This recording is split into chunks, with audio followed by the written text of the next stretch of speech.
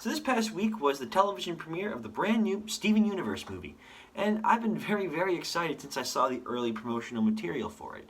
Steven Universe is a series that is very beloved by a lot of people, myself included. Now, to be fair, I didn't really get into it until a few years ago, but when I did get into it finally, oh, I was not disappointed.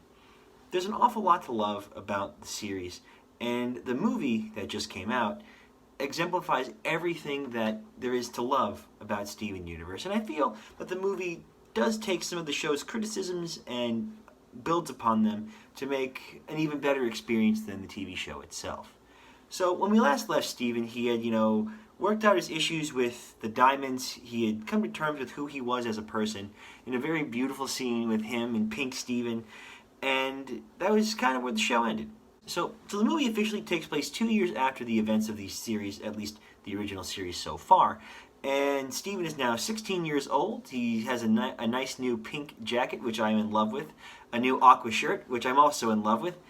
And he has a neck now. I mean, I don't necessarily love his neck, but it's really funny to see.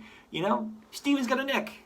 That's great. So after establishing peace with the diamonds and, they'll stop attacking Earth and they've disbanded their fleets and they've worked on themselves personally and they've been able to change who they are for the most part, Steven Universe goes back home to enjoy happily ever after. Now, of course, wouldn't be much of a movie if everything was all sunshine and rainbows, so a new gem has suddenly appeared and is threatening the planet to destroy all life on, and it's up to Steven Universe to save the universe and the world yet again. Now, in order to do that, he needs to regain his powers, which he loses during a fight, and he needs to bring his friends back who have lost all their memories and have essentially been reset to what their base function was when they first existed, since they're crystal gems. One of the biggest pulls of Steven Universe when it first aired was the music to it, very similar to Adventure Time. The music was always amazing, and they really do an overhaul on this. Like I went out and I got the soundtrack, and I've been listening to it nonstop for days. It's so good. The happy songs, Happily Ever After, Here We Are, is so good. And then the one about the drifting away, it's like, oh, it's so heartbreaking. It's amazing. Every single track that in the Steven Universe movie is fire, and I can't stop listening to it. Now, along with the music, of course, there is the story to tell. The story is that Pink Diamond, who we know is a bit ambiguous when it comes to morality, had a friend, let's say, a playmate, named Spinel. And Spinel is my favorite, and she's so sweet, and she's so cute, and I just want to give her a hug and say, everything's going to be okay, Spinel, I promise. Because what happens is, Pink Diamond always wanted a colony of her own, and when she gets it from the other diamonds, she abandons Spinel in this garden that they used to play in. And Spinel stands there for 6,000 years until she sees this transmission from the new diamonds that, the universe the war is over, there's no more fighting, and Steven will be replacing Pink Diamond since Pink Diamond no longer exists as she used to.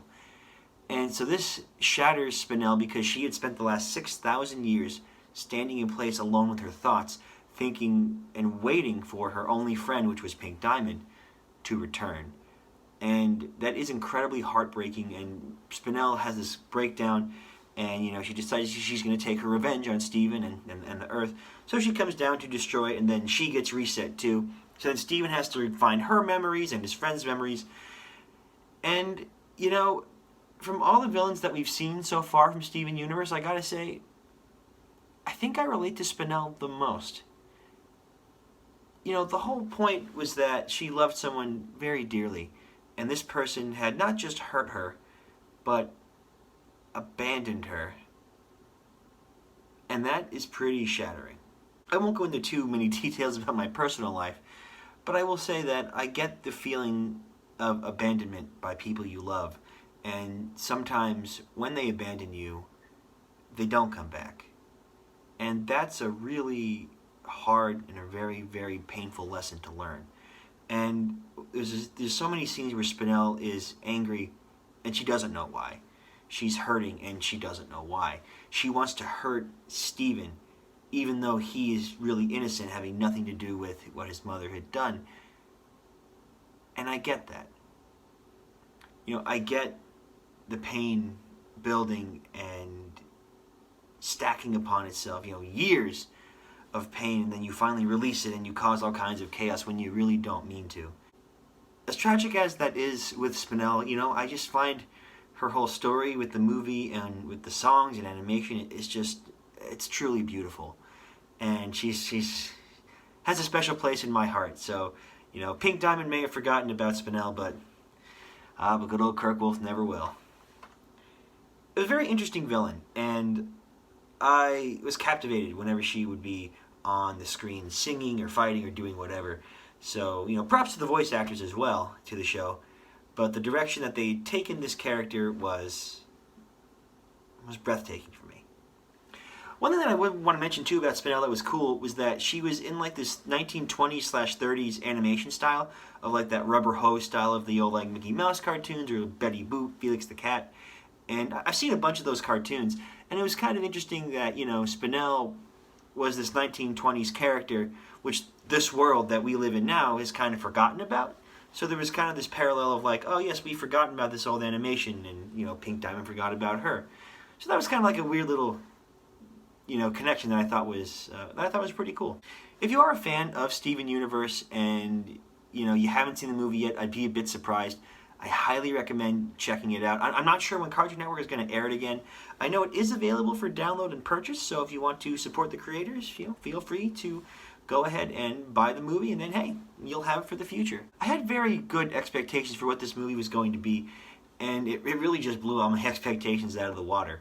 So, yeah, go give it a watch. But be ready for the feels. It's going to hurt a little bit, but it's still worth it. And it resonated with me on a bit more of a personal level than Steven Universe has in the past. So, I give it props for that too. Check it out. Hey, well, thank you guys so much for watching. This has been another episode of Kirk Talk, and I'll see you in the next one.